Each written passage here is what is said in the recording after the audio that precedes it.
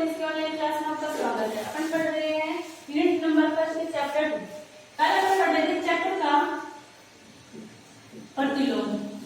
प्रतिलोम क्या था कि जो अवयव लिखे हुए हैं इसी में बात क्या थी कि चक्र या किसी चक्रीय क्रम में f के अवयवों को, यानी कि कोई भी चक्रीय क्रम से दे रखा है उसमें जो f है उसके अवयवों को उल्टा लिखने पर जो क्रम प्राप्त होता है वो f का प्रतिलोम होता है।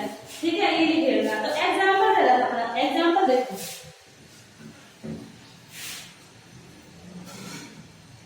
चक्र का प्रतिलोम में एग्जांपल दे रखा है तो f 1 2 5 7 ये दे रखा है 1 2 5 7 ये है। तो इसका क्या करना है, 1 2 5 7 में अपन को f इनवर्स निकालना है। f इनवर्स का मतलब उल्टे क्रम में निकालना है। तो उल्टा क्रम क्या जाएगा इसका 7 5 2 1 ये तो आएगा उल्टा लिख दो 7 5 1 2। और इसका प्रतिबिंब निकाले तो f इनवर्स का प्रतिबिंब निकालते हैं। प्रतिबिंब तो कितना जाएगा 7 का अगला क्या आएगा 7 का, यानी कि 1 2 5 7 अवयव तो यही रहेंगे। और 7 का अगला प्रतिबिंब क्या हो जाएगा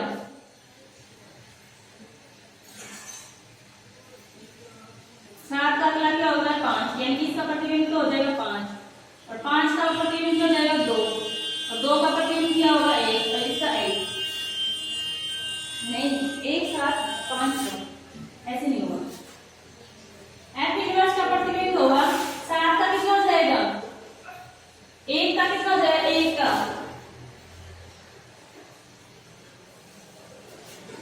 1 का कितना हो जाएगा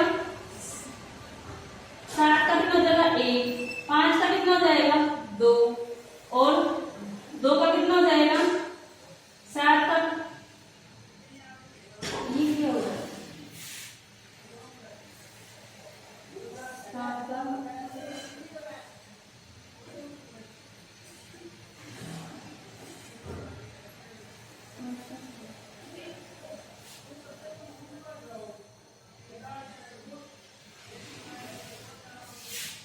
एक का कितना हो जाएगा एक का 7 5 2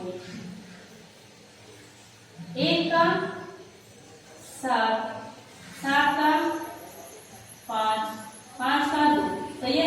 देखो एक का कितना हो जाएगा, एक का निकालेंगे अपन 7 एक का निकालेंगे 7 7 का कितना हो जाएगा 5 5 का कितना हो जाएगा 2 ये हो जाएगा। अगला हो जाएगा ना अगला प्रतिबिंब 7 का कितना हो जाएगा 5 5 का कितना हो जाएगा 2 और 2 का प्रतिबिंब 1।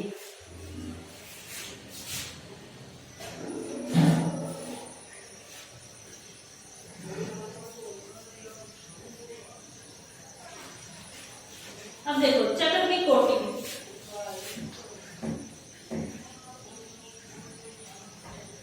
चक्र की कोटि, चक्र की कोटि में देखो लिखो परिभाषा कि यदि f एक n लंबाई का चक्र है, यदि f एक n लंबाई का चक्र है, f एक n लंबाई का चक्र है तो f की पावर है, तो f की पावर जो n होगा वो किसके बराबर होगा 1, यानी कि तत्समक अवयव के बराबर i। यहाँ n न्यूनतम धनात्मक पूर्णांक है। यहाँ n क्या है न्यूनतम धनात्मक पूर्णांक, इसलिए n को चक्र f की कोटि कहते हैं। इसलिए n को चक्र f की कोटि कहते हैं। अब देखो f की कोटि का मतलब क्या होता है, इसकी पावर कोई भी फलन है उसका कितनी बारी पावर यानी कि स्क्वायर, तो स्क्वायर क्यूब 4 जैसे अपन को दे दिया कि f की कोटि कहते हैं। अब f का मान दे रखा है आपको, एक f एग्जांपल तो देखते हैं। f दे रखा है, f का मान कितना दे रखा है 1 5 7 1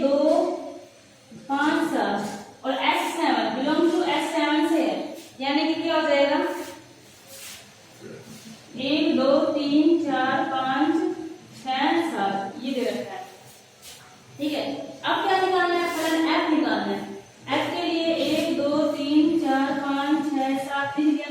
इनकी इमेज लिखते हैं, एक की इमेज 2, 2 की इमेज 5, 3 की इमेज 3 की तो है ही नहीं 3, 4 की 4, 5 की इमेज 7, 6 की इमेज 6 की 6 ही आएगा, 7 की इमेज 1। ये तो एफ निकल गया। अपन करते हैं एफ स्क्वायर। एफ स्क्वायर यानी देखो इसको दोनों तरीके से निकाल सकते हैं।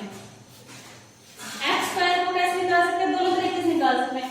एक तो गुणा करते हैं ना एफ से, ये देखो एक तरीका तो ये है कि 1 2 3 4 5 6 7, 2 5 3 4 5 6 7, और ये वैसे दिखा दो इसको 1 2 3 4 5 6 7 और ये, ठीक है।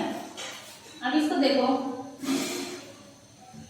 स्क्वायर का मतलब क्या है, अपन क्या करते थे, एक लेते थे, इसका इमेज आगे लेते थे, यानी कि एक की इमेज 2, 2 की इमेज 5, 5 की इमेज 7। लेकिन स्क्वायर का मतलब क्या होगा, एक छोड़ के एक, यानी एक की इमेज क्या लेंगे 5, 2 की इमेज 7, 7 की इमेज 2, ऐसे लेंगे। तो एक की इमेज कितनी आ जाएगी, 1 2 3 4 5 6 7, जो तो लास्ट में वापस हो जाएगा। एक की इमेज कितनी आ जाएगी, एक की इमेज इसमें लेंगे फलन में, एक की इमेज 5, 2 की इमेज एक छोड़ के 7, 3 की इमेज 3 की यहीं रहेगी, 4 की 4 यहीं रहेगी, 5 की इमेज 1 को छोड़ के 1, 6 की इमेज यही, 7 की इमेज 1 को छोड़ के 2। ये हो जाएगा एफ स्क्वायर, ठीक है। अब आएगा एफ क्यूब। अगर एफ क्यूब निकालते हैं अपन, एफ क्यूब का मतलब 1 2 3 4 5 6 7 लिख देंगे। अब देखो एफ क्यूब का मतलब 2 अवयव छोड़ेंगे, तीसरा अवयव, यानी कि 1 को लिया 1 2 3, 1 की इमेज 7, 2 की इमेज 1 2 छोड़ दिया 3 1, 3 की इमेज 3 की 3 रहेगी, 4 की 4 रहेगी, 5 की इमेज तीसरा अवयव लेना है 1 2 3 यानी कि 2, 6 का 6, 7 की ले लेना है 1 2 को छोड़ के 5 हो गई। अभी तो दिया है सेम टू सेम। एफ 4 निकालेंगे, 1 2 3 4 5 6 7 यानी कि चौथा अवयव, एक की इमेज 1 2 3 तो 4, चौथा 1, 2 की अवयव 1 2 3 4 3 4 5 6 7, बाकी सारे दसवां अवयव, यानी कि f की पावर 4 किसके बराबर हो रहा है, दसवां अवयव। ये होता है चक्रीय पथ, वो का वो ही आ गया, इसको बोलते हैं, यानी जिसकी कोटि होता है उसकी लंबाई की कोटि के समान होता है, ठीक है। ये चक्र की कोटि हो गई। पक्षांतर, इसके बाद आता है पक्षांतर।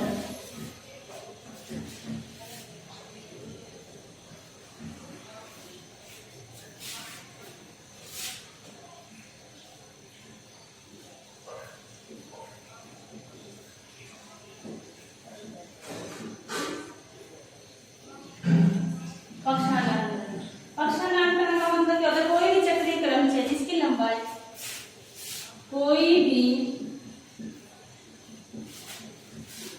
चक्रीय क्रम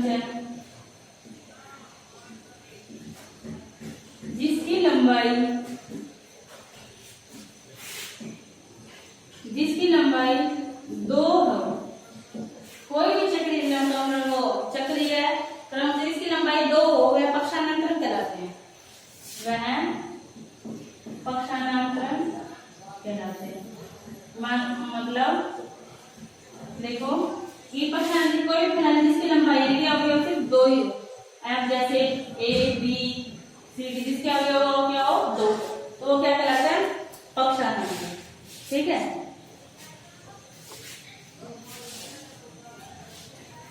अब देखो इसमें, इसके बाद आता है तुम्हारा असंयुक्त चक्र।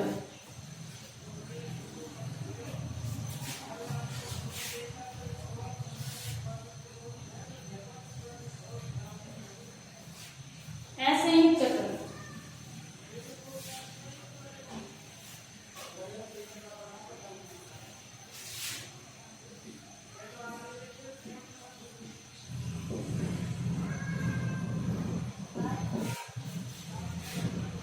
यदि Pn के दो क्रमचय F और G है, यदि कोई समुच्चय है, यदि Pn के दो समुच्चय F तथा G है, F तथा G है,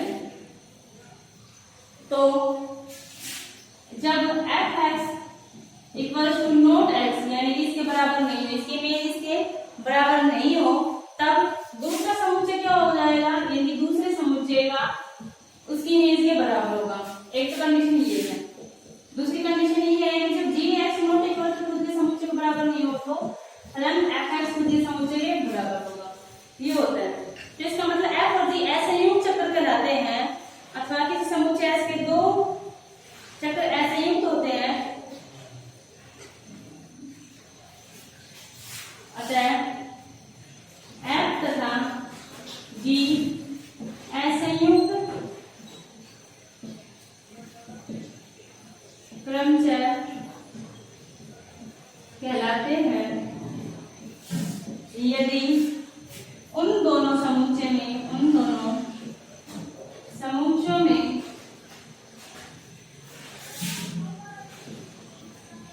कोई भी अवयव समान न हो, कोई भी दो अवयव समान न हो, ठीक है, उभयनिष्ठ नहीं हो, सॉरी, कोई भी दो अवयव उभयनिष्ठ